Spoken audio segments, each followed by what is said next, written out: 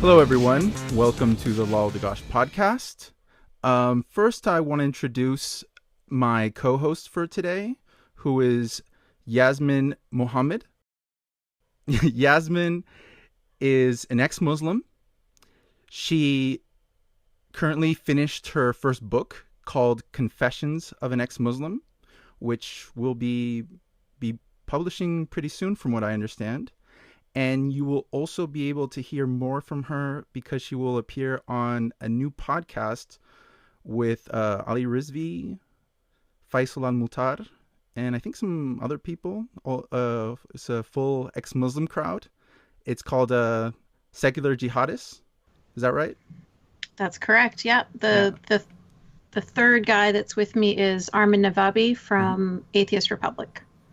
So, and also, if you want to hear more from her in the future, which I'm sure after hearing this you might want to, I'll also, hopefully in the future, have an interview with her one-on-one and to hear her background story because it's very interesting. Again, check out her site. I believe it's on Tumblr, which is Confessions of an Ex-Muslim. And I wanted Yasmin to help me do this interview because we'll be talking with an ex-Muslim from Saudi Arabia. And although I have, I think, a fair amount of knowledge about Islam, but my knowledge about Islam is all based in what I read or investigate or what I can get from having conversations with others. But myself, I wasn't brought up Muslim or even religious in any sense. So to me, I think Yasmin can be a big help in trying to, she might ask questions that never would occur to me to ask, having lived a very similar situation. And so to introduce our guest today is Ghada. And Ghada was born in the eastern province of Saudi Arabia to a devout Shia Muslim family. And she left Islam when she was in college while she was studying chemical engineering in the US from 2010 to 2011. And she finally left Saudi Arabia for good about 2 years ago. And I'll let any more introduction be done by Ghada. Hello, Ghada. Hello. So is there anything else you want to add to that? I guess the only thing I can add is I grew up a minority within Saudi Arabia. I was treated differently because of that. And then as I grew older, I became a minority within a minority living in Saudi Arabia, which was quite a challenge. In a minority within a minority, is that like Shia and being a woman, or which is the other one? Being ex-Muslim and living there. Okay. So if they didn't want to kill you before, they really want to kill you now. The funny thing is that I've met ex-Muslims in Saudi Arabia that were ex-Sunni Muslims, and they still have the like they think that they are better than me because they're Sunni or ex-Sunni, and it's I know. Oh my God. They leave Islam, but the whole like a better than everybody attitude still stays with them, and of course the misogyny stays with them too. Yeah. And this is among the ex-Muslim community you find? Yes, that's among the ex-Muslim atheist community in Saudi Arabia. Yeah, it takes a while to cleanse yourself of all that garbage. It really does. Right, because you leave the religion, but you don't necessarily leave a lot of prejudice behind with it. Because you're socialized with all of these things all wrapped together, right? Yeah. Yeah. I've heard this from another friend of mine who's been on the show before, Jennifer Sutton, who was a convert to Islam.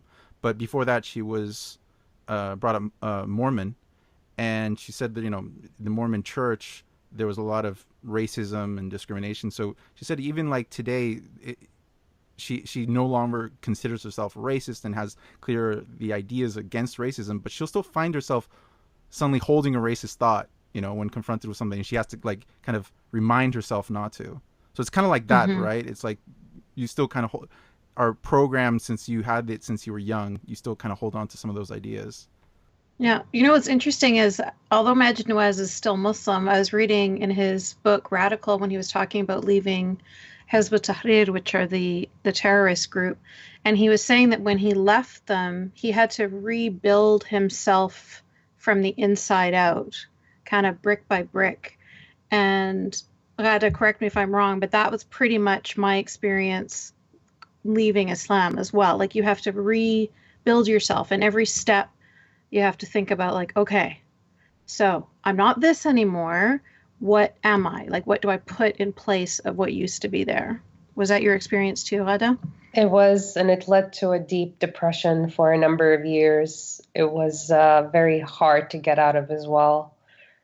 You, especially that in that year, I wanted to experience everything that I could experience before going back to Saudi Arabia, and it was I just wanted to try alcohol, wanted to go out. I wanted to just say all the blasphemous things that were in my head.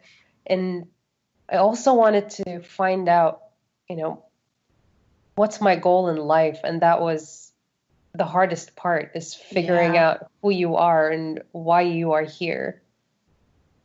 Yeah, because we had a path before, right? We had exactly like this is what you do every single minute of the day for this purpose. And now And all of a sudden that's gone. especially for Shia, they have a certain goal that they are working all their lives, all their putting all of this effort. So when the Mahdi comes, Hmm. they just go out there and help him because he's coming back to save humanity. That's the belief in the 12th Imam that will come again and bring. It's kind of the apocalypse story for Islam, isn't it? Yep, it is. But for Shia, they take it quite literally. Right. And it's It's more a prevalent prayer. in Shia than Sunni Islam. Yes, Hmm. because in Shia Islam, they believe the Mahdi is alive. He's just hidden. He is waiting for the right time to come out. And the right time to them, it differs who you ask, but it's usually a When all time the Jews are where, out of Israel. well, not really, because he's That's, supposed to come at the same time as the Messiah, as Jesus, but he has to wait until there's so much injustice and so much darkness in the world that we need mhm. him to come and save us. Do you mind if we talk a little about you growing up in Saudi Arabia? Because for a lot of people, it's just you kind of hear, well, women can't drive, and that's outside of that, people don't know too much about it. So can you kind of describe your family upbringing and the atmosphere and how it would be different growing up in Saudi Arabia in the Shia community versus Sunni? Growing up in Saudi Arabia really depends on who your family is. My family was not considered to be liberal, but they were not conservative either. They were somewhere in the middle. They were very religious, very devout, loyal Shia Muslims. They observed all the celebrations that the Shia do, including the Muharram for Ashura. They celebrate all the births and the deaths of all of the Imams and the Prophet. They go on pilgrimages, not just to Mecca and Medina, but they go to Mashhad and Qom in Iran, and they go to Karbala and Najaf in Iraq. And they also used to go to Syria before the war to visit the shrine of Zainab. They're very devout from that side, and of course, it comes with just how they were. Sorry, I just lost my train of thought there. Let me backtrack a little. So you're just talking about being raised as a woman in Saudi Arabia depends on what your family situation is like. Yes. So my family, as I said, was not considered to be very liberal, but they were liberal in a very conservative town. And I mean that by they didn't practice segregation. Maybe I should just interject for a moment here and clarify that, or maybe you can clarify that liberal in Saudi Arabia is very different than liberal in Canada Oh, or liberal in completely Chile or different. something. Um, Yeah. I would say I don't even know what the right word for liberal would be. Like Yeah. Well, to me, if like more it's to me, open-minded. as a well, what it would open minded imply, like as far as like gay rights or women's rights and Oh, things no like gay that. Oh rights. gosh, no, No, no. no, no gay rights. Like even the Yeah. most, and this is, and you will find this a lot, like in Saudi liberal societies, they're all homophobic. None Hmm. of them are for gay rights. Like they would be all for women's rights, all for a democratic system, but not gay rights. Okay, let's backtrack again. So the way I would explain liberal in the Saudi sense, it would be that they would allow women to make a choice whether they want to veil or not. Education is open and nobody's forced to marry. And that's, to me, at least from what I have observed, that is a liberal family in Saudi Arabia. My family, of course, was not like that. Can I ask you? So those are the characteristics that would make them liberal. What would be the characteristics of a liberal family that would still be conservative in the Western sense? It would be, in the Western sense, that's Like for the most example, liberal that I can think of in Saudi Arabia, honestly, like is mainly it all revolves around the women. It doesn't even revolve around the men at all. So, If you look at a family and they're and you see their women not veiling, that's a liberal family. mhm, If in the family the women are all covered up from head to toe, even the youngest ones, that's a conservative family. that's your signal. That's a signal, yes. And it also opens or closes doors for marriages. My family was, I mean, if you still want me to talk about that, my family was considered more liberal than some because they didn't practice segregation as other families did. So when And they I grew, allowed you to work too, right? and they allowed me to work and they allowed me to study as well. Hmm. when you say So segregation, you mean segregation of men and women, right? yes, that's what I meant. Right. Like my earliest memories, I have always been around my male cousins. Our get-togethers always had both the men and the women together. Of course, the women were covered up from head to toe, and usually after a certain point, they would go their separate ways, and then the men would be together and the women would be together. But it wasn't practiced. It wasn't like you can't talk to your male cousin or you can't talk to your female cousin. It was completely normal. Like I grew up and my best friend was my male cousin. And we talked on the phone regularly and he would come to visit me regularly and it wasn't something that was frowned upon or they never thought something wrong of it because we were considered more open-minded from that sense. But unfortunately, we were still very religious and very conservative. I was forced to wear the veil when I was 9 years old, as did all of my female cousins.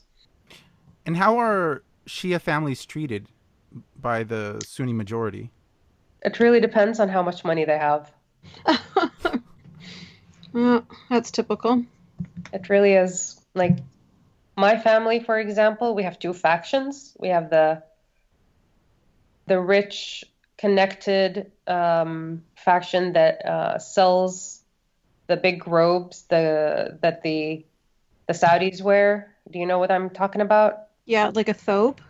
Not the thobe, the robes that they put on top of them, Right. Hmm. the The black and fancy ones. the fancy ones. Yeah, my family, I have a faction of my family that manufactures them and sells them, Hmm. and they sell them to the royal family and the ministers and the like. Hmm. And it's been the family business for a long, long time. They are well connected and they have a lot of other businesses and they're pretty rich, so they're treated pretty well. And then there's Hmm. the rest of us. We're not treated as well. Mm. And it's the same thing wherever you go. The bigger families that have big businesses and are rich and well connected, they're treated with no discrimination. They get jobs, they get promotions, they get houses, they get loans, they get everything. And then the ones that aren't well connected and aren't from the bigger families, unfortunately, don't get that same treatment.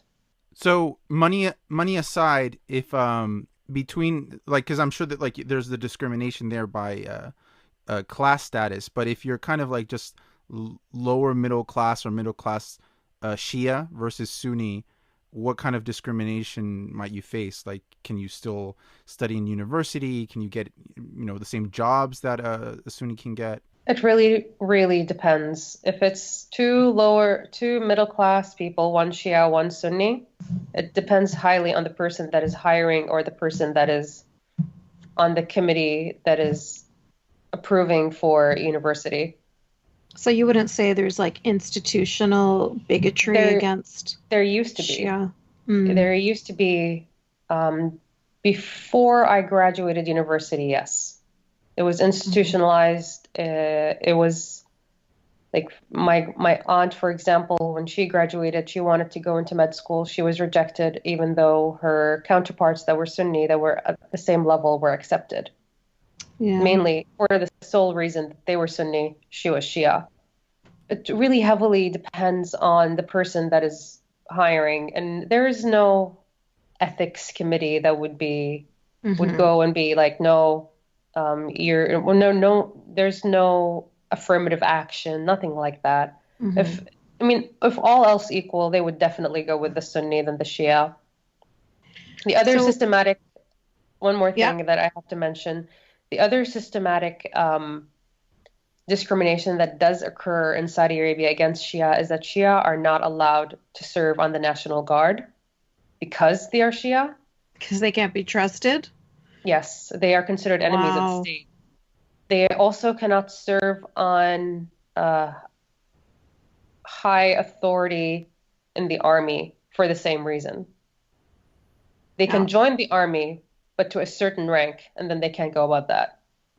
Of course, people are not ever openly atheist, are they? Oh no, no, nobody is open atheist. Right. The only person I know that is open atheist is the son of a diplomat in Saudi Arabia. Oh, and he openly says Mhm. he's an atheist? Yes, he's open. He openly says he's an atheist, and he openly says he's gay. Wow. And he lives in Saudi Arabia, Yes, he does. He lives with his family. His but he dad is a knows he's diplomat. protected. Yeah. Mm. There's one. No one. There's one There's atheist in one gay Saudi. atheist. In Saudi Arabia. Yeah. There's the one guy. Everybody knows him. Oh yeah, Bob. Well, he doesn't go around telling everybody he meets, but I Mhm. mean, his friends, when I met him for the first time, he told me he was a gay atheist.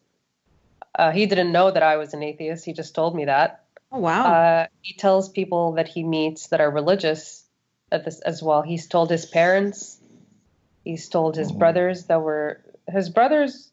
I worked with one of his brothers. He looked like he could join ISIS. Oh dear. And that brother knows that his brother is gay and an atheist. Can I ask you the like day-to-day life that you like now that you live in the United States and you see how kind of daily life goes about versus Saudi? What would you say are like major differences that might shock people? From what I understand, like for example, there are no movie theaters in Saudi Arabia. No movie theaters. Everything, every day is honestly a struggle of how am I going to get from point A to point B? Yeah. Every morning, especially even though we had a driver, I still had to figure out who's going to take me to work that day, who's going to pick me up at the end of the day. If I want to go to the supermarket, who's going to take me? And how long can I stay before my mother wants the driver? Uh, I swear, it's the same Yeah. thing if I want to go shopping. Of course, I have to get permission from my family to go shopping Hmm. because even though it's my money, I have to ask them permission to use it. Uh, if I wanted to go see friends, I would have to come up with an elaborate story of who I'm going to meet, where I'm going to meet them, how long I'm going to stay, and what we are going to do. It was extremely nerve-wracking and very stressful that I just stayed home. I Hmm. would much rather not do any of that. I saved a lot of money because of that, which helped me escape. Hmm. But Well, there's not much else to do anyway. I mean, I lived in Qatar for about 7 years, and literally there's like home or the mall yeah, it's pretty much the same in Saudi. It's either home or the or work mall. or work. And Yeah, that's it.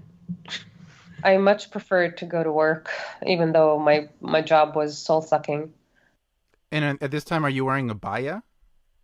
Yep, gotta wear the abaya and gotta wear the hijab as well. but not necessarily in niqab. No, my mother was as horrible as she was and as religious as she was, the niqab was the one thing that she drew the line at. She would not wear it. Huh. And the Matawa wouldn't come after you guys? They Or would that's sometimes, usually her, not me.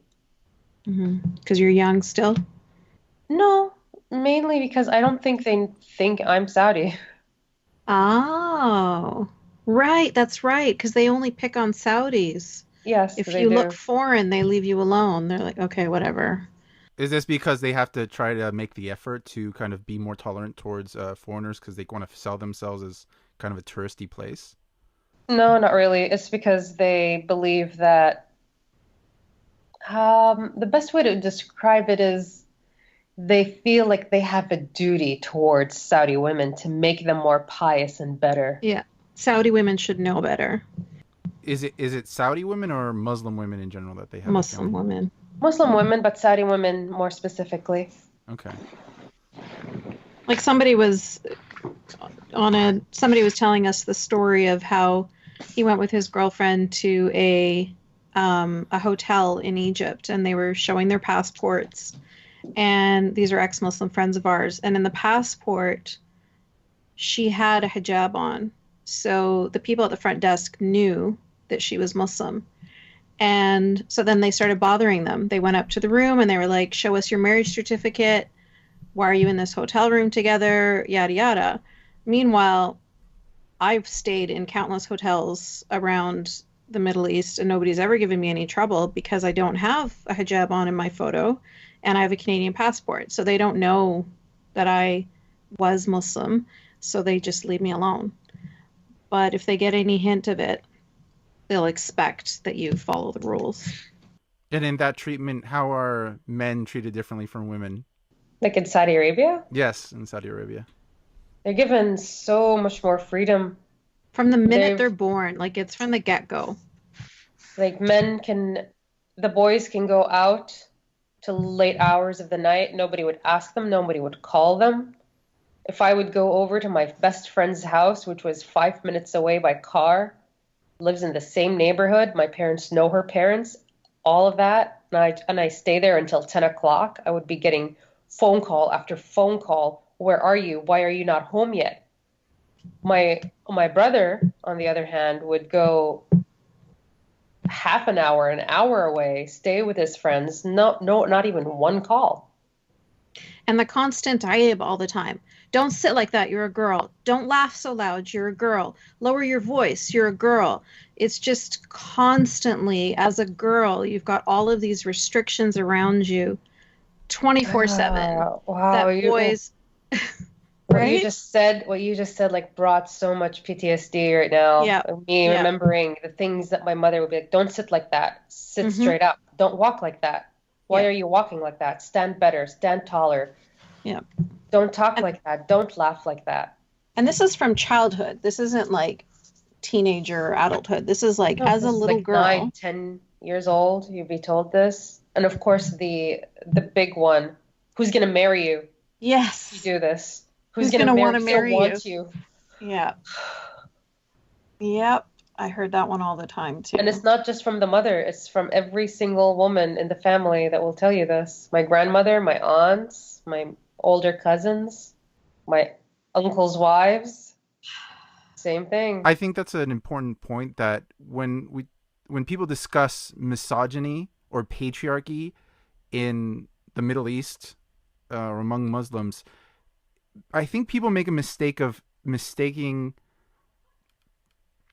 patriarchy or sexism just being from the man to the woman. And the first time I started making like I think I had this prejudice as well until I read Ayan Hirsi Ali's first book, Infidel, and when she started talking about how so much of the misogyny and the sense of purity, the sense of attack, that you're constantly on edge about how you're acting because other women might either in your family or cousins or something like that might call you out or tell on you and try to keep you pious and pure. So do you also see that a lot in Saudi Arabia, that you see like a lot of the misogyny or patriarchy comes from the females as well? It comes mainly from the females. When I wanted to study abroad, my mother was completely against it, kept saying things like, I can't let my only daughter go abroad and study. What will people say about us? It was my dad that, after lots of convincing, convinced her to let me go if I were to find a sponsor to study abroad. She made fun of me because I wanted to be a chemical engineer. She said that it was a man's job. What was I going to be, a plumber? What do I want to be, a car mechanic? Because I wanted to be an engineer. So she Like, just what are you had no gonna work? understanding of what an engineer is. No, absolutely none. She said, what, you want to work in a plant with other men? She just didn't like the idea that I liked things that she considered more manly. She didn't like that I didn't like makeup, or that I didn't dress up in the way that she does, or that I didn't like shopping, because she was a huge, huge shopping addict. Mm-hmm. She didn't understand why I didn't like gold, because every Saudi woman should love gold. It was, and it wasn't just that, it was how, like, my father never mentioned marriage up until my mother started mentioning it. And at 25 years old, I was called a spinster. Yeah. How, Like that word it's not even used here except for like, you'll read it in old books. But in Saudi Arabia, it's still like a commonly used word, and in Egypt, and then all over the Muslim world. Wait. The actual word spinster? spinster, Like, I mean, the yes. translation of it, but yeah, Translation, spinster. like it's still something. And I mean, at 21, you could be a spinster, Oh right? yeah, Like, yeah. In my family, women, the girls get married right after high school. They're but you engaged don't. when they're in middle school, and hmm then they get married right after high school. Otherwise, what's wrong with you? And Why that didn't is anybody? Why something, didn't anybody want to marry you? and that is something that has been troubling my mother when I was there, is that, It's and embarrassing. we will get into it. When I graduated high school and I finally was able to leave, of course, there's a story behind how I was able to study abroad. During my senior year in high school, I applied to universities in the United States because I was so excited that I thought my father was on board and I was going to go study engineering and my dream was going to come true. I'm finally going to leave the country. And then I got accepted in Boston University. I was so excited. And then the bomb falls. My parents tell me that there is no way that they would ever let me go and study abroad because I'm a girl. And it hurt a lot to hear that, especially that I was very excited and I did all the work. I paid all of the application fees. I took the SATs. I did everything that I could. I got all my letters of recommendation, translated all my transcripts, and then still I got accepted in a really good university too. And they hmm said no. How old are you at this point? I was 17. When I got accepted. It was my senior year in high school. And so what I did, I stopped talking.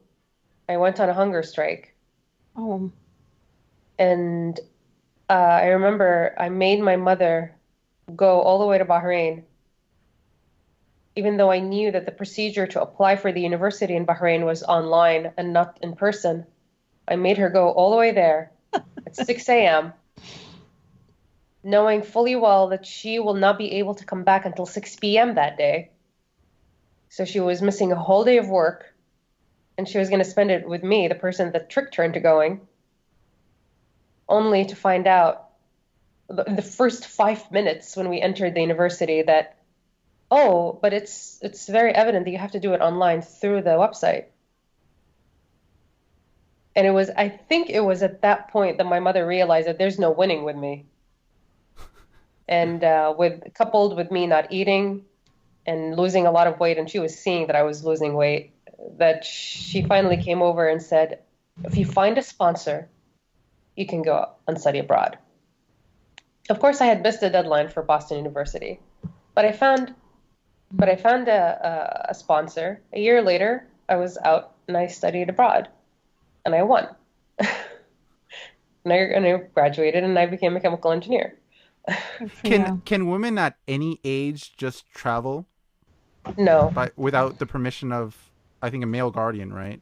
the male guardian has to give permission at any age for the Even woman to. even if your mother wanted to go abroad, correct? Oh, she has to have her husband's permission. Right. Which I think is an important point because that's the part where I think a person in the West doesn't really get it. It's like, well, you could wait until you're college age, buy a plane ticket, and just No, pick up and leave. But it doesn't work like that. Mm. it doesn't work like that. Like this, I don't know if you guys are familiar with Wajiha Al-Huwaidar. She's a Saudi female activist. Um, she's very unliked in Saudi because she's very unapologetic in the way she talks.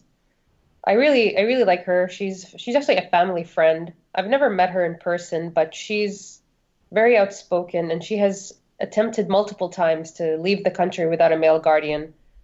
She would go to Bahrain with a driver or something, and they would always return her back because she doesn't have male permission. And she, until recently, I think now she's not allowed to leave the country. There's a ban that prohibits her from leaving because of her activism. Wow, that's her activism. And her activism was trying to leave the country without a guardian. So, Ghada, can I ask you, how do you feel when? Because this happens to me, but I don't think it has that much weight when it happens to me versus a person like you. What happens to me is you talk about Islam and the suffering of certain people and the lack of human rights, and you bring up Saudi Arabia. And while it's true that Saudi Arabia is not representative of every Muslim country, and there's some Muslim countries such as Iran where also human rights are at a very low level, but it's a completely different kind of Islam. But you'll bring up a country like that, and some Muslim apologists will take an attitude like as if that doesn't count. That's just Saudi Arabia. It's Well, just a few million people, that's all. that's just what Saudi Arabia has a population of 21 million. Let's say half Hmm. of that are women. You're just shitting on all of those women that have absolutely no say in their lives. No say.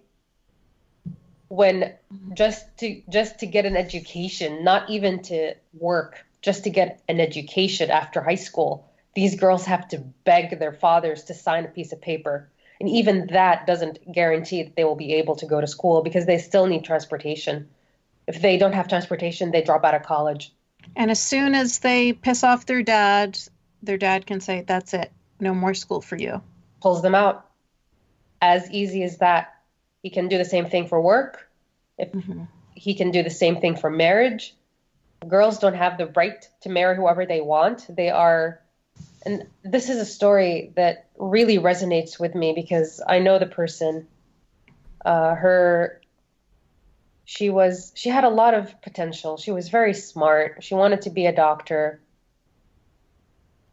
Her parents wouldn't let her because then that means that she would be mixing with the opposite gender. And this is a liberalish family. I'm not going to say liberal, but they have women that veil and women that don't veil in their families. And she's a well-traveled girl. Both of her parents are well educated. Yet her family, when she wanted to be a doctor, said no, because that would mean that the people that she might not get married because she would be in a field that was not segregated. That really hurt because I saw how she really wanted to be a doctor and it was shot down because of something so stupid as a potential mate. And her family was not very open about who she could marry. She could only marry from certain families. Her first The first guy that she tried out turned out to be a complete and total monster. And I was really glad that she dropped him instead of going with it, even though her parents were pressuring her into accepting. And she lucked out in the end. But her story was is unlike any other story. She lucked out that her second try was actually a normal human being from a liberal family that allowed her to continue her studies, and she ended up getting a master's degree. after she got married, her husband was way, way more liberal and way more understanding than her own parents because her It's parents just wanted her to get married. That was it's their just a goal. gamble, right? It's hit or miss. Like you never know. It all depends on your guardian. It all depends on your owner if he's going to be a good person or not. That's that's the struggle of a Saudi woman. It really is a hit or miss. Will your father let you study? Will your father let you work? Will your father marry you off to the Mhm. highest bidder? You don't know. Yeah. I I remember that about was my students. I was just going to say, my students in Qatar were the same thing. They were, even though they were studying, and after they finished studying, they were going to get jobs. And so it seemed like they were of the lucky women in the country. There was this constant threat above their heads that they could never step out of line because they didn't want to miss out on the opportunity of continuing their education. So there it's were not so many like freedom doesn't even rules. really mean freedom either. Like there is no such thing as actual freedom. It's just it's just very like it's a spectrum of prison, really. There's so many rules, so many rules. It's unbelievable. And sometimes, like my father used to always threaten whenever I did something wrong that he would pull me out of work. Yeah. And it was the last threat that really made me buy the ticket and come to the US.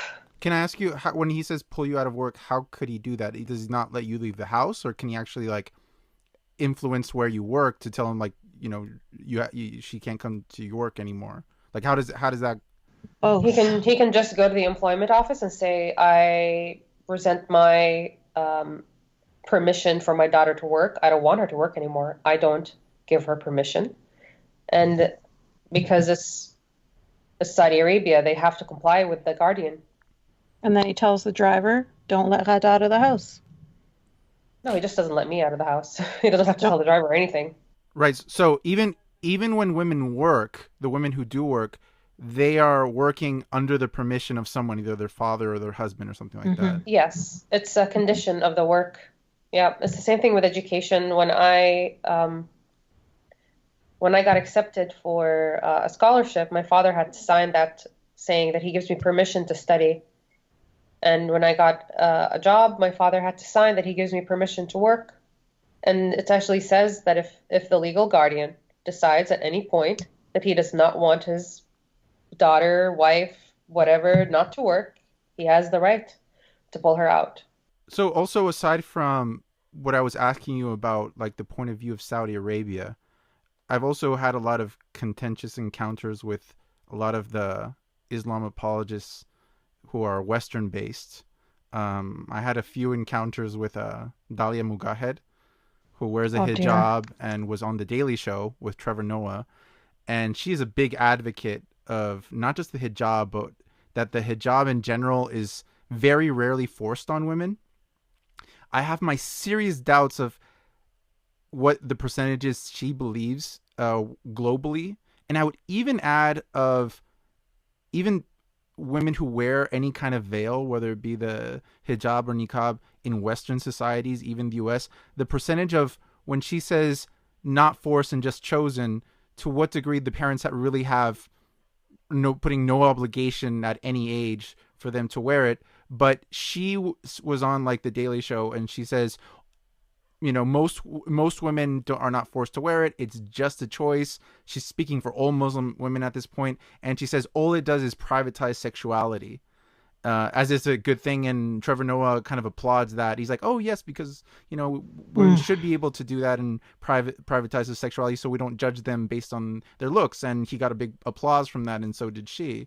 And when you see that, I mean, because I mean, again, I'm not talking or debating her from the point of view of a Muslim or a Muslim woman or anybody who has been in that position, but I try to get I try to at least empathize with the point of view of people like you.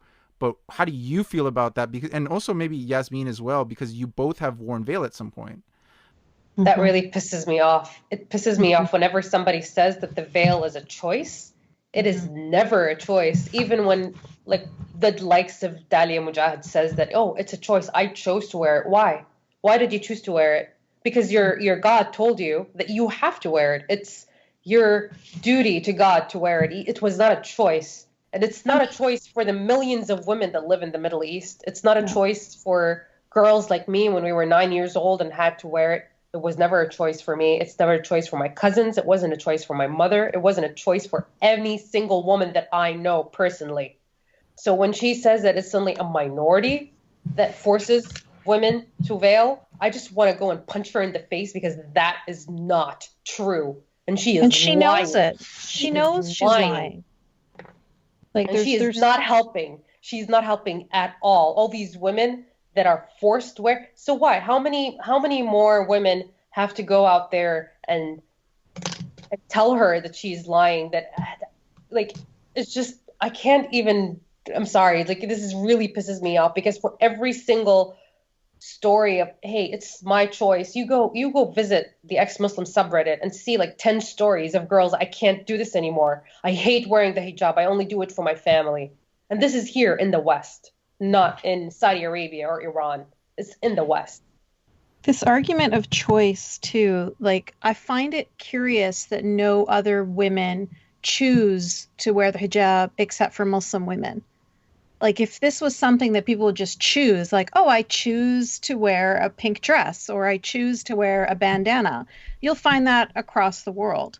But nobody else is saying, I choose to wear a hijab.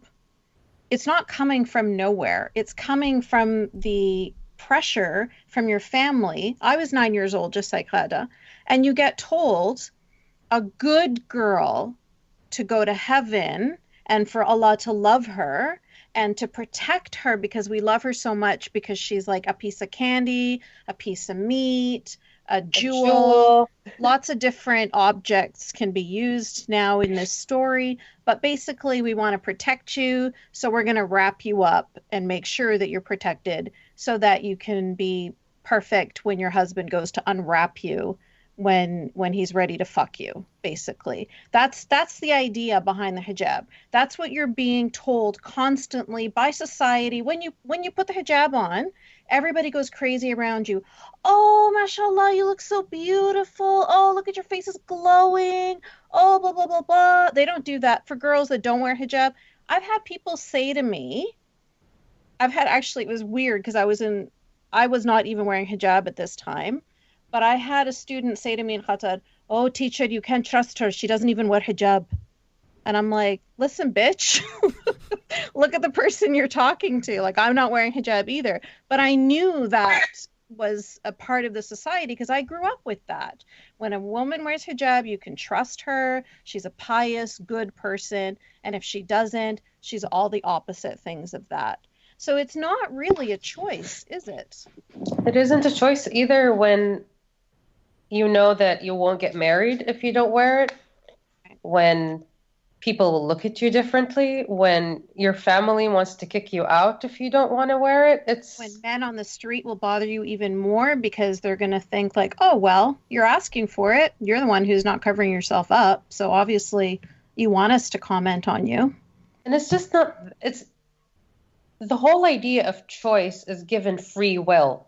But we're not getting that. Not in Islam. Not when God tells you you have to wear it. Mm-hmm. Not when it's an obligation in your religion to cover up. It's not a choice. That I don't understand how they can say that it's a choice.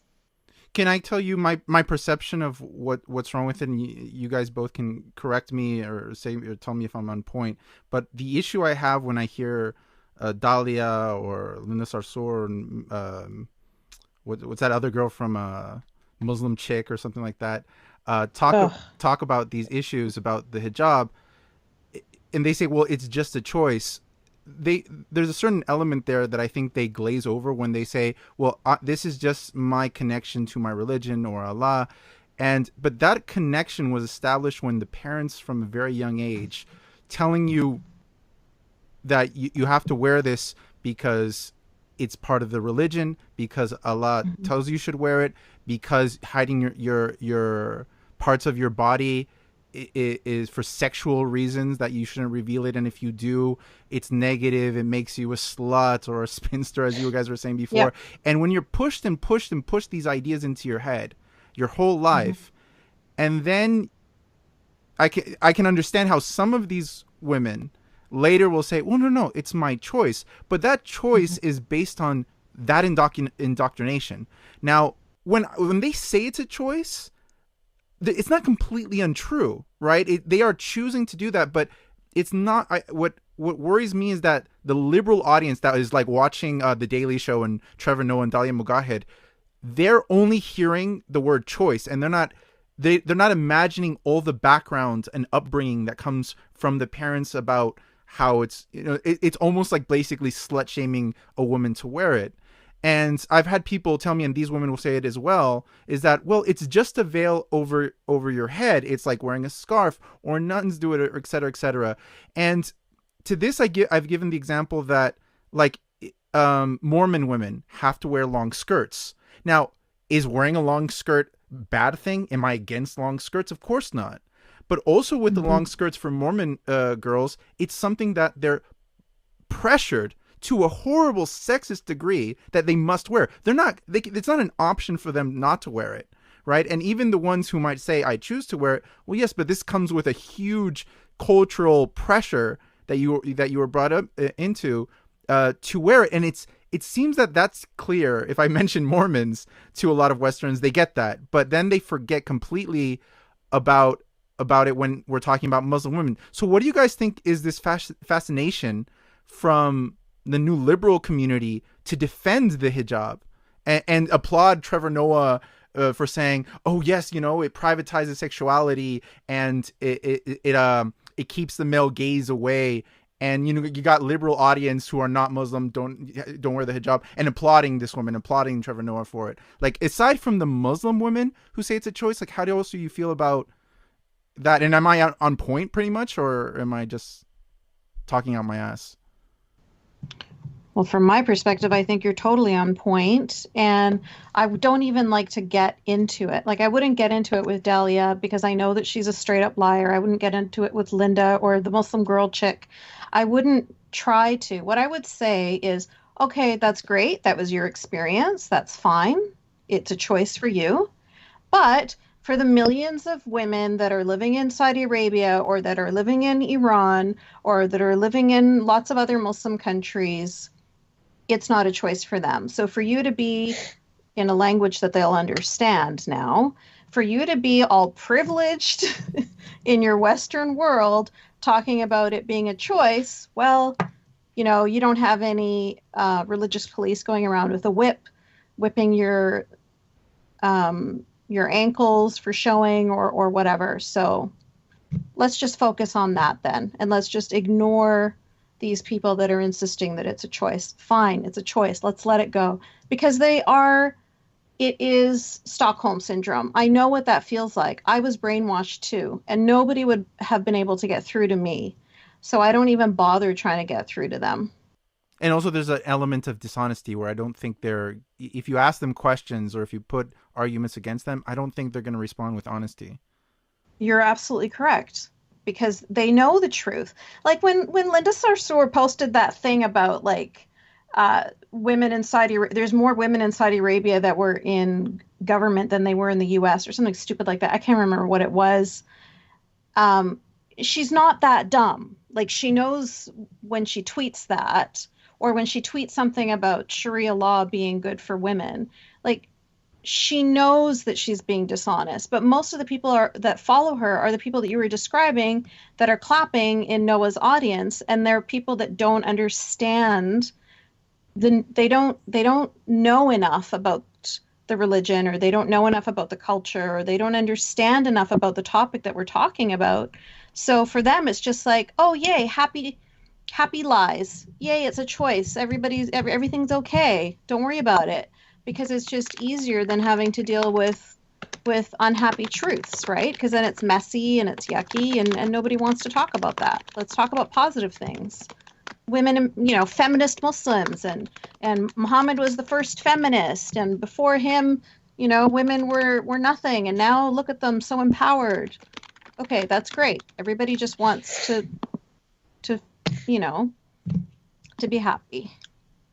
Honestly, I think it's more about them trying to spread Islam, or that they have this idea of Islam in their head, that they're so delusioned that this is the right path. They believe that because they were privileged enough to wear hijab, that they were able to choose all of this for themselves, that this should be the reality for everybody else, and that if everybody joins Islam, my version of Islam, of course, not Saudi Arabia's or ISIS's or somebody else's extreme fundamentalist version of Islam. No, my version of Islam. If they join it, then the world will be so much better. Yes, it'll be so much more peaceful. All the women will be covered up. Rape will be non-existent. I really think, honestly, maybe they are lying, but I think the other part is that they really do believe that this is the truth, or at least Wow. that that's what they want to promote is the truth, and so they can get more Muslims on their side and they stop being a minority. Or maybe they feel like they're so different because of this so-called choice that they made of veiling. I honestly wouldn't, I don't know. All I want them to do is stop lying or stop saying that it's a choice, because it isn't. I think it's cool to be oppressed these days. I think it's cool to be part of a minority, and it makes you, like everybody was celebrating the woman in the Olympics that was wearing hijab. There were other Muslim women in the Olympics as well, but they weren't wearing hijab, so they weren't being celebrated.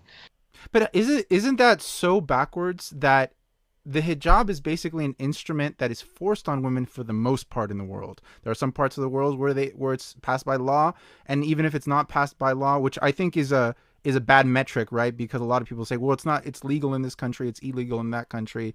It's not forced by the government. But even then, it's like, even in the United States, if you're sometimes you wear the hijab because your parents force you to. It's not about just the legality. So considering that it's for the most part forced on women, isn't it bizarre that, for example, like Hillary Clinton will tweet about how progressive it is that we see a woman in a hijab, and when it should be completely the opposite? Shouldn't the feminist liberal point of view take a picture of the woman who's not in hijab and say, "Oh, isn't this progressive? Isn't this great?"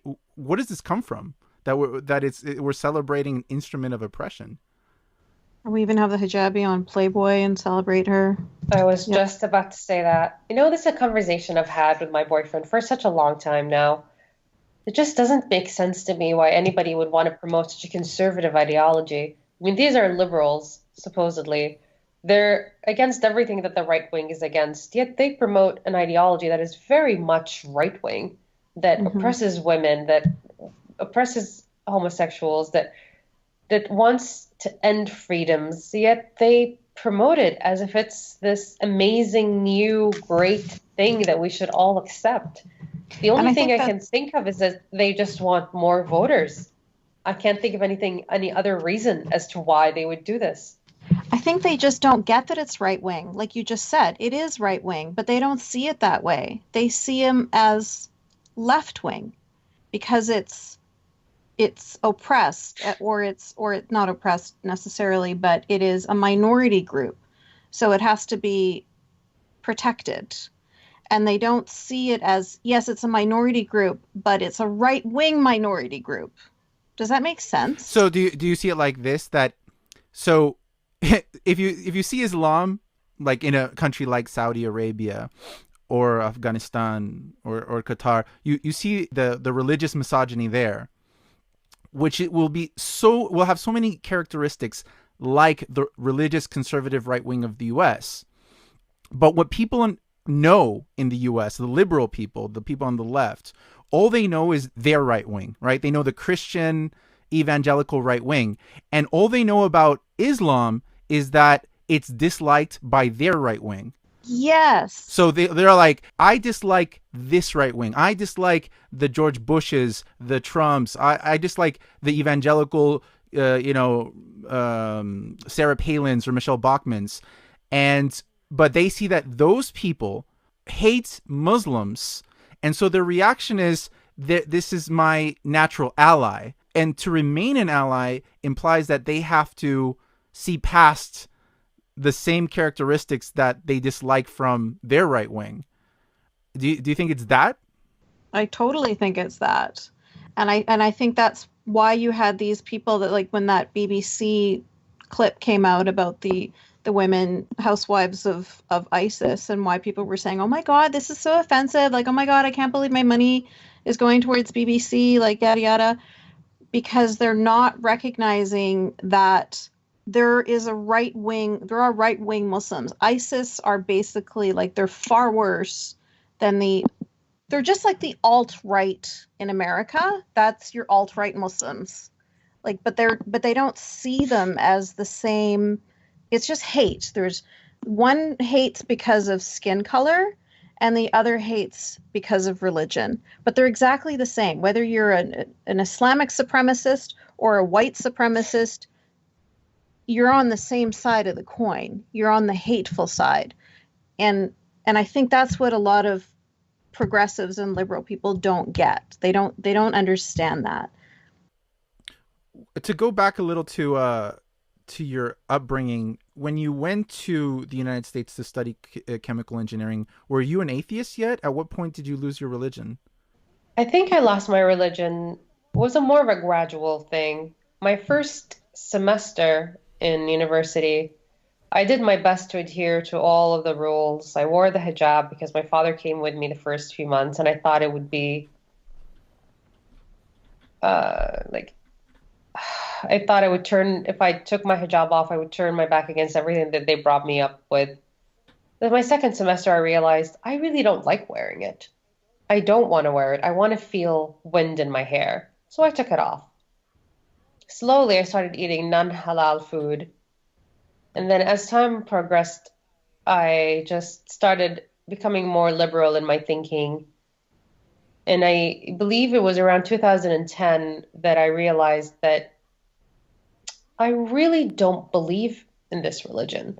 I'm doing all of these practices, the praying, the fasting, the observing of whatever events that the Shia do. I do it just because my family made me do this, but I myself don't believe in it. It just doesn't make any sense to me. And by the time I would like to say my senior year in college, I completely let go of any type of religion, became an atheist, and that's when the depression started, and I wanted to figure out who I was and what my path was in life. Started reading more, started, and I think what really made me leave the religion was actually something so little. It wasn't even a big event that happened that made me suddenly just declare, you know what, I don't believe in this. I'm going to stop doing it. It was just a night where I took off my hijab, went to a party for that the students in my university set together, had a few drinks, and just had a genuine good time without pretending to be somebody that I am not. It was that I woke up the next day and I realized that's what I want to be. I want to be myself. Mhm. I don't want to lie to myself anymore. I want to be myself when I am with myself. And it was a great liberating feeling, but it was also like a start of a whole different type of chapter in my life where I had to figure out myself. And what point did you decide? Because you went out to back to Saudi Arabia after college, right? Yes, I So at did. what point did you decide, like, I need to go back to the U.S.? It was it was right after a series of events happened. So I was I was at first diagnosed I was first diagnosed with a type of carcinoma on my face that I had to do a surgery on. Right after that, I had to break up with a guy that I was at that time really in love with, and I thought that this was going to be it. But I had to break up with him. Um, my job didn't go so well, and I lost my best friend. Um, all of that in the span of less than a month. After all of those happened, one after the other, he realized that I really had nothing left in Saudi. I I was there was nothing left for me there. I had to find something else to do. Like at first, the reason I wanted to stay was I wanted to build up my resume and I wanted to stay for my friends and I thought, I could see this relationship through, but no, none of that worked. Everything that I was working for just crumbled. And at that point, I realized I had nothing to lose. If I left now, I could start over again and it would be fine. It took it took a few tries, but I finally did it after I met somebody here in the US that agreed to house me for the first few months when I came, and I booked my flight and came. It was those events that came together as a cluster that really made me realize I had nothing left in Saudi and I just wanted to leave. So you booked your flight and came, but you had already had your dad's permission to travel then, Yes, because it was. for It that easy, was. a lot of women would leave, I guess. It was if it was that easy, yes, a lot of women would leave. A lot of women have contacted me asking me how I did it, and to be honest, the only answer I have is that my father had already renewed my passport a couple of weeks before, and I think he did it at the same time, and I was going away for a work trip, and he gave me the permission because my family was okay with me traveling as long as I was watched, as long as somebody was watching me. If I go with work, then my boss was watching me. If I'm going with a cousin or an aunt or an uncle, they were watching me. So they would feel better as long as I was watched. And you know what the funny thing is? When I went on my work trip with my coworkers and my boss bought me drinks.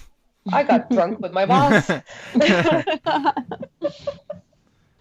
Yeah. So when you, So when you were talking about sorry, go ahead, I Lalo. just wanted to ask because to clarify, so you were able to leave because your father had renewed your passport for a work trip. So Yes. did you go on that work trip And and I just approved didn't. kind of, for exit visa. and so you went on the work Yes. trip and you just kind of like, slipped away, or how did that work? No, I had to go back.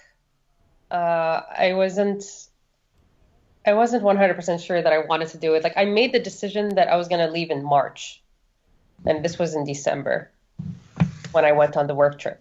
But when I went back to Saudi, I got into a huge fight with my parents. I was so scared that they were going to find out I was an atheist that I just booked my flight and left. They found out I was an atheist afterwards, for sure. How is your relationship with them now, or after you left? Um, it's non-existent. My When I left, I got a lot of hate emails, a lot of threats, mainly from my mother. She said a lot of horrible things. I think when I was when I was writing up my application for asylum, I asked one of the girls on the XMNA page. She's a translator, I think, to translate a few words in Arabic to English for me. And one of them was like traitor, whore. Uh, I forgot what else, what it was. Some other words. I mean, I honestly can't really say them because I don't know the translation to them in English. But they're mainly curses and derogatory terms, me being a woman. And at first she thought, I was like, did the man say that to you? No, it was my mother. My mother was she knew how to choose her words. She knew how to hurt me. She knew my best friend was very close to me and that his death really hit close to home. And so the first thing that she says, I wish that you died instead of him. I wish that you were dead instead of bringing up all the shame to me. Her emails mellowed out over time, and now she just sends me Islamic propaganda and saying things like, I wish I still had my daughter. My daughter has abandoned me. Even though I replied to all of her emails saying, I want you back in my life, but she completely ignores them because she wants me back in her life as a Muslim girl, not as her daughter, the way she is. So My it's very father, conditional love. very conditional. And of course, I mean, she's done so much worse than just those emails. She's spread rumors that I tried to kill her. Oh my God. Yeah, she's spread a lot of rumors about me, all sorts of them. Um, she's sent a lot of threats and a lot of hate emails to me. My dad was more of a slut shamer. He Mhm. called me a cheap whore, that I opened my legs to everybody. He says that I know that you're not really faithful to this man that you're with now. I know you have a bunch on the side as well. What the fuck? Yeah. He's an Arab man. What do you expect? Um, he never apologized for anything that he said. He just wants me to talk to him and tell him everything about my life, even though he's said a lot of things that are pretty unforgivable, honestly. And he still wants me to talk to him and tell him about my life and include him. So if I introduce him to my boyfriend, he's not gonna go and scream at me and call me a cheap whore again? Of course he will. I know he will. It's so confusing. Like what it's this weird emotional mind fuck. Well, my family has been ostracized by the community after I left. The reason that they're acting the way they do is because they're lonely. Me leaving has caused them to become, yeah, rejects. Everybody makes fun of them. They tell my dad that he's a horrible father because he didn't control his loose daughter. Look at Oh your my loose God. daughter going out, not wearing her hijab, bad mouthing the Prophet and the Imams in the internet. And ever since that article, it wasn't even an article, it was a broadcast message that was sent to the community about me being an atheist from the conservative town that I am from, and how people would never dare do this before because the penalty for apostasy is death. I've I've taken I've completely like stopped tweeting, stopped writing things with my name. I just wanted to live a normal life where nobody was coming after me because I wrote something bad about Islam or about the Prophet or about one of the Imams or whatever it is. This really hits home with why so many people are still closeted ex-Muslims because they just don't want to have to deal with this basically a bomb not just on them like you It's get on all their the blowback families. but it's on your whole family. And I understand that, yeah, whatever. I mean, what I thought about before that, and my family has disowned me, so the family can let them back in. And they take this whole disowning thing seriously too, that they met a colleague of mine in an airport once upon a time, and they didn't even mention that I was their daughter. They just mentioned that I was a girl they knew. Oh, And this was in the US to a colleague of mine that doesn't even know anything about Saudi Arabia or my story. She just knows when she told me the story, it's like I saw these old people in the airport and they mentioned that they knew you. So when I asked them how they knew you, they just said that you were just a girl that they knew. Like even to a complete stranger, they didn't mention that I was their daughter. They really take this whole disowning thing seriously. but then they're also emailing you saying I lost my daughter, like, Yeah, so they're just it's like they're being forced to disown you because of all they're being ostracized in the community, but they don't actually want to. Is that at fair? least maybe not my father, but my mother for sure. She doesn't want me if I'm not Muslim. My father has shown a little bit of remorse, a little bit, not too much. He is still, as he says in his emails to me, he is still an Arab man. He still has Arab man honor. and he cannot let his daughter do whatever she wishes because that goes against his nature as an Arab man. But he understands why I don't want to be Muslim anymore. My mother is the complete opposite. She just wants me to be Muslim. She doesn't care what I do as long as I identify as Muslim. So I can, in the end, go to heaven. To ask you about that specifically, about the religious issue, that kind of ties back to the kind of sexism your mother spews and pushes on you, and there's other elements as well that you'll see a lot of apologists such as Reza Aslan will point out any kind of oppression, sexism, fundamentalism. You'll say these are actually cultural issues specific to the region you're talking about, not to do with Islam. Or even if we do talk about Islam, people will say, well, this is just Wahhabism, and they'll almost talk about it as if it was a completely different religion, almost like we're not talking about Islam anymore. So how do you react, or what do you think about when people kind of disconnect these your experience, the problems you have with your parents and your mother, and people say, well, these are for cultural issues, or it's not really about Islam, it's about more of an extreme form, that's just Wahhabism or Salafism.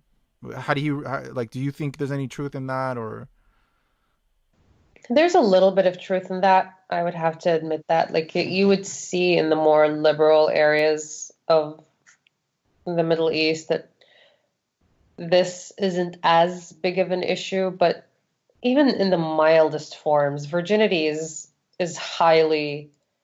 looked at as the most important thing for a woman. It's still there.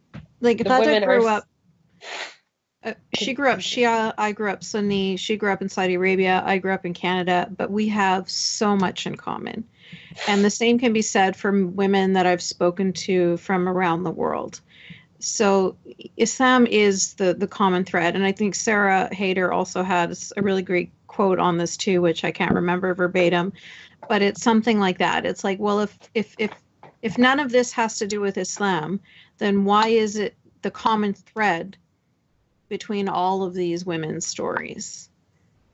So yeah, it's to different degrees. Of course, like Ghada was saying, depends on your family and how liberal they are. But even so, the most liberal of Muslims is going to be more conservative than the most conservative of Americans, for example. Like it's not, when we say liberal in that world, it's very different than, what people think of when they think of the word liberal. But yeah, it's all to varying degrees, of course, because we're all different people.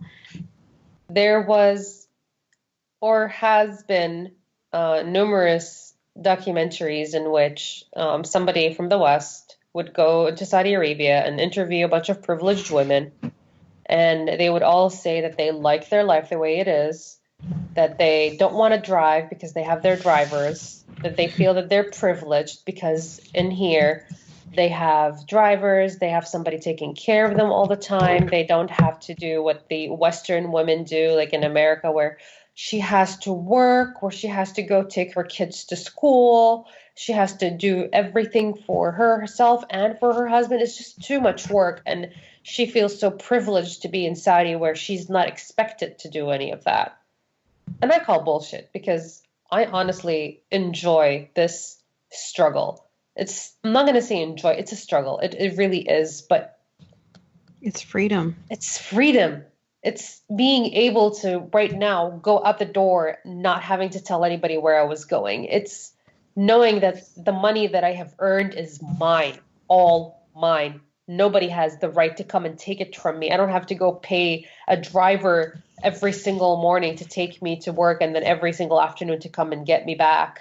I don't have to worry about a curfew or who I talk to or what I eat or how I sit or anything like that. It's just a normal person's struggle every day. It's like when I hear that argument that you talked about now, Lalo, it makes me think of somebody saying like, oh my gosh, it's so great to be in a wheelchair. Somebody pushes me around all the time. I never have to walk.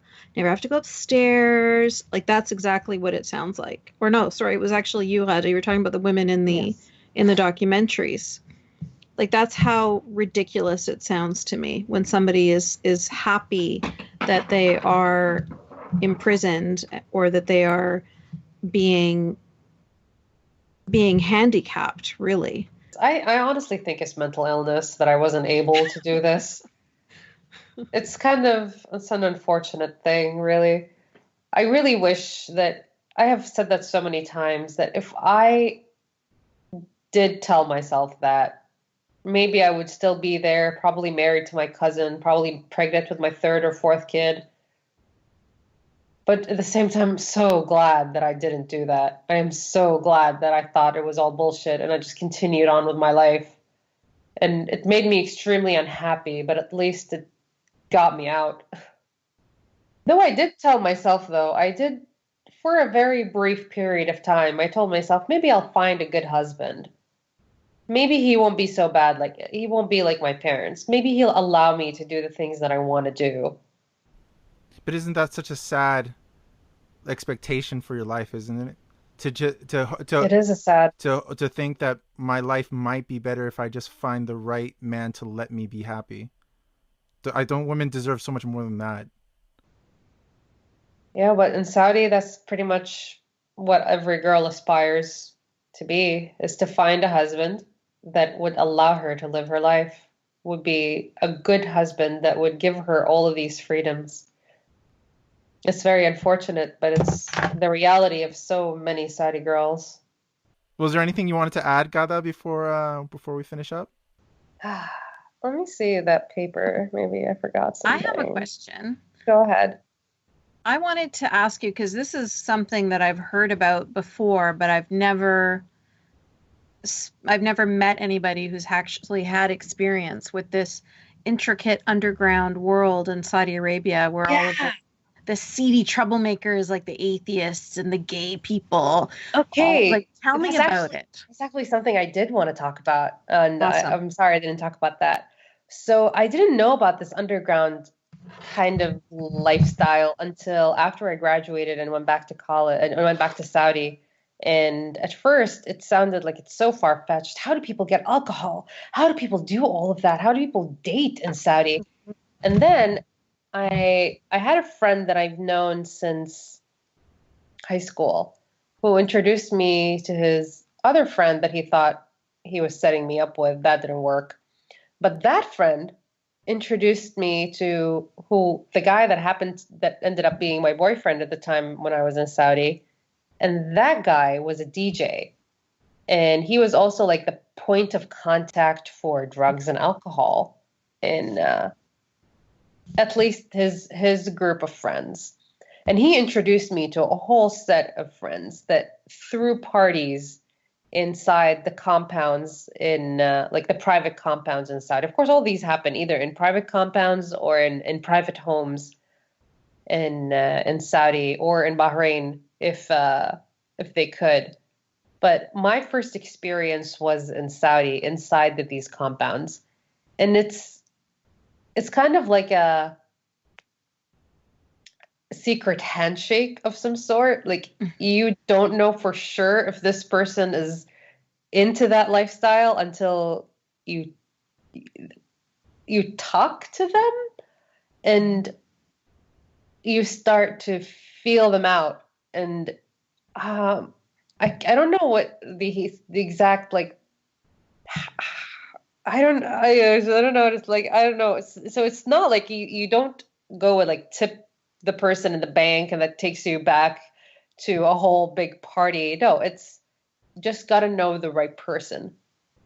And to me, it was the guy that I was dating at the time was the right person.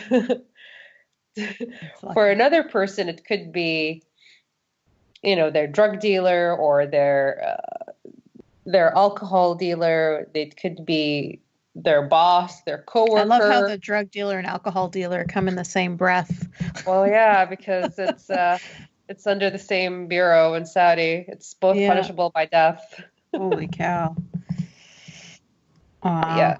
The underground party is mainly inside the compounds, and it's all about who you know And if you So you know the right person, you get in. you get in.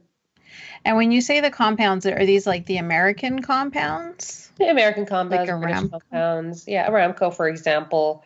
The American consulate also throws parties, and that's actually one of the better ways to meet these people is Mhm. outside the country. Like if you go to Bahrain, you go to, certain clubs or certain restaurants, and you like see who is there, get a feel, and then when you go back to Saudi, you go look for these people and get to know them, and then slowly get invited to these parties.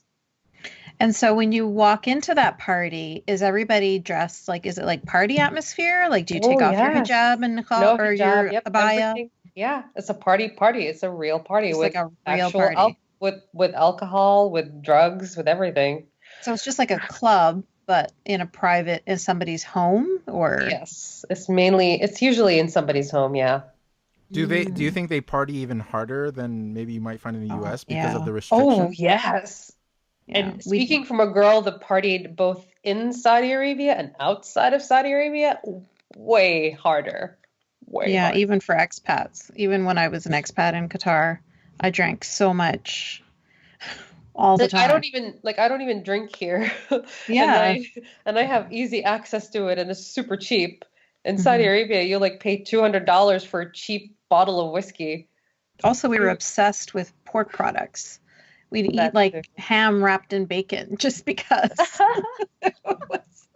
But when I'm here, I'm like, whatever, I prefer vegetarian food. Like it's just what you're not allowed to have all of a sudden is just really you really want it when you're No, I there. still want to work here. Like I go out of my way to buy the bacon and buy the sausage for the Mhm. reason that it's bacon or sausage, no other reason. I got the image in my head of like a possible like TV show called like Saudi Women Gone Wild, I and love that. it's just like I'm imagining Oh, like a party of like in these compounds, and they're just like in one hand there's whiskey, in another hand there's just like ham wrapped in bacon. It's just like it's a very different idea of what going wild is. It's like eating Yeah, bacon, yeah. right? It's just like, oh my god! It's just like it's kind of like when you like Girls Gone Wild when they lift up their shirts, but here's like a picture of somebody eating bacon. Her It's just ankles. like, yeah, you see her ankles and her wrists, and it's like, oh my god. you know what's what's actually funny that when I was going through the underground, like it was a great release to have that. It was extremely difficult to hide from my parents, but it was still a great relief to have an underground life where, people were just having a good time. Nobody talked about anybody. All we did was, drink and smoke hash and party and on occasion, if people were open to it, would have sex. Very, very rarely though. Girls were still, wanted to be pure and wanted to wait until marriage. So of course they went the back door. Um, Oh yeah. Tell us about that because I remember learning about that when I was in Qatar and I was fascinated. That's a God's loophole, right? yeah, it's Yeah. yeah, well, I'm still pure. I'm still waiting for my husband to open me up, but you can still use the back door. It's So this is used totally among allowed. Muslim women as well. The whole God's loophole Yeah, thing, right? Huh. yep, it got blue. Is that a Catholic thing, Lalo? No, well, actually, I think it's like an evangelical thing, but there's like a comedy Oh, okay. group that made it like a whole music video about it, Garfunkel and Well, Oates, and it's Oh my about God. like Christian girls using, having anal sex to get around still yeah. being virgins when they're married, and the song is called God's Loophole. That's the first time I Got had heard. blue. Yeah, Well, yeah, that's pretty much it. Yeah. yeah. And I heard that guys do that too. Like they're still like they're like, They're "Oh no, straight, but they do it. Yeah. what was that?" They're straight, but they still go the back. Yeah. Like There. I'm not gay, my boyfriend is kind of attitude. Yep. Yeah. As long as he's the one doing it and not the one being done to, he's okay. He's totally okay. But the other thing that I was going to talk about, when I was going through that kind of life, I really wanted to write a book about it, like a Saudi girl's gone wild, bunch of stories, but I don't know if it would So I'd It buy was it. just That would be I'd read that. fascinating. Yeah, you Yeah. should still write it because just the juxtaposition between your normal everyday life and then how this is like so completely the opposite, but still super tame compared to what we would consider going wild over in the West. like I was thinking of writing it from the point of view of like both boys and girls at the same, and like the virgin girl that just wants to have fun, and the virgin girl that found the God's loophole, and the I don't know. It was a project in my head for a long time that never saw the daylight. Yeah, I think there's a certain fast like in it becomes more interesting when in a world that's everything is to the extreme, that Yeah. when you're just so repressed and you can't do anything, exactly what happens. And that's why I was almost pretty sure that when I asked you about if Saudi parties are crazier than what you even see in the West, I could just imagine, like, the wanting to let loose, right, nature of it. And I think there's an interesting thing there, if in the sense of a story that you might work into a book of, like, the describing the repressed nature of day-to-day life and how it just explodes Hmm. when you just find these parties and compounds. Yeah, I've seen like a married woman with kids come to one of these parties, and she was completely wasted in the first hour, just Yeah. dancing and she's like, I have two kids back at home. I just want to let loose. My husband doesn't Mhm. even love me. And it was true. His husband doesn't really like her. She was forced to marry when she was 19. She was 27 and she already had three kids. Jeez. Jesus. Now, wouldn't she ever be afraid that it would get back to him because she could get in a lot of trouble, right? I think at that point in her life, she really didn't care. She really just was so, she felt, it's You reach a breaking point, just, right, where you're just she like, reached, yeah, she reached that breaking point. She really did. So, would that ever happen? Would people ever tell on each other? Like, were there, No, okay. at least not in the secret underground society. Nobody tells anybody anything. They would cover for, like, I had my friends covered for me so many times.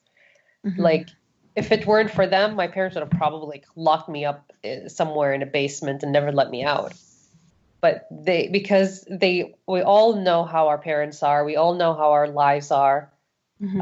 They would, we all had each other's backs, both the guys and the girls, and the guys, and I've mentioned the other underground society, the Saudi atheists or the Saudi ex-Muslims. They were still misogynistic and still had all of that like thoughts in their heads. But the other part, the guys, at least the ones that I knew that I partied with, we had a sort of a secret or an untold or unspoken agreement that they would take care of me no matter what happens, that they would not take advantage of, you know, of So the you girls totally that were trusted staying them. there. You weren't And I worried about did. anybody dropping anything in your drink or anything Nope. like that. And if anything, they were at least that group, they were completely very protective. Like they would watch what the other guys were doing. If they saw that girl was getting a little too drunk, they would take her aside and put her like in a car, stay with her until Oh. the end, drive her. I've had the guys drive me back home like at 3, 4 a.m. because I was afraid that my parents would find out that I was not home.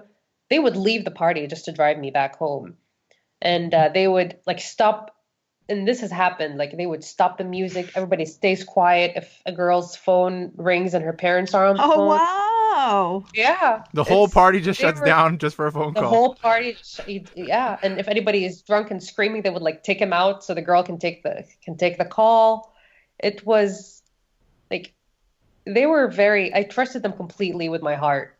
Do you think what happens is that because people get so wild at the parties, and it's an explosion of liberation, that it's also easy for guys who show up to take advantage of the women, and if they do, well, then these parties aren't really going to work and it's not going to continue to happen, Yeah. Right. Women will stop Yes. coming. right? Yeah. So it's Yeah. like if And that happens like to three women at one party, like the woman's like, I'm not showing up at these things anymore, and then the whole thing's conceptually Yeah. is ruined. So they have to be like, okay, we're doing this, but we also can't let it transform into some kind of, take advantage of women kind of events. If not, this is not fun anymore for anyone. Yeah, Mhm. that's mainly it. So no hookups really happen.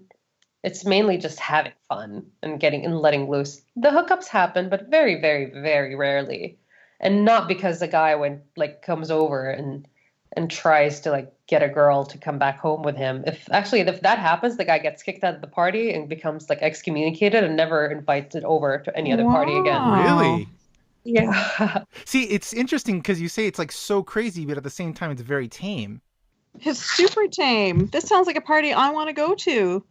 Yeah, it's very important because in Saudi, it's all about appearances. So if a girl's reputation goes down the drain, it's on all of these guys, and they don't want that to happen. They still care about us as their friends. So, and they want these parties to be fun. They don't want, the girls to be like, oh, what if I go there and then everybody knows about my reputation, then my reputation is ruined, then I never get married, then I never get this, and I never get that. So it's pretty controlled. It's a controlled environment, but it's also a let loose environment. I have smoked more hash in my life in Saudi Arabia than I have ever outside. So when you say drugs, that's what you're basically talking about, smoking Yeah, hashish.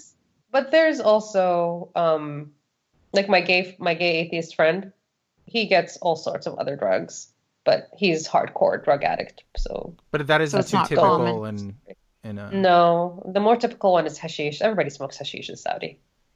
Hmm. Even the religious people do. I had a Yeah. guy who was an ISIS sympathizer, and he smoked hashish. Yeah. He also knew I was an atheist and didn't care. But he was an ISIS Hmm. supporter? He was an ISIS supporter, yeah. And he knew my then boyfriend and always asked him to go to prayer. And my ex was an ex-Muslim. Oh, and he's in the US now. Anyway, uh, Just drop that in there. yeah, because anyway. Was there anything else you wanted to add, Gada? Before we No, that's all. I just talked about the parties. They were pretty amazing. that's really interesting. Actually, it would never occur to me to even ask about the parties. I'm glad it was brought up. I, Mhm. I mean, I learned a lot. Thank you so much, Gada, for your time. You're I very really appreciate welcome. it. I don't. It sounds like you're not too big on social media, so there's nothing you want people to follow you on or anything. No, I'm not big. All right. I mean, yeah. Well, Yasmin's social media account for Twitter is will be in the description, and mine as well. And thank you also, Yasmin, for co-hosting with me. Thank you for inviting me to co-host. This was awesome. I really enjoyed this conversation. I learned a lot. Yeah, as did I. Well, thank you guys.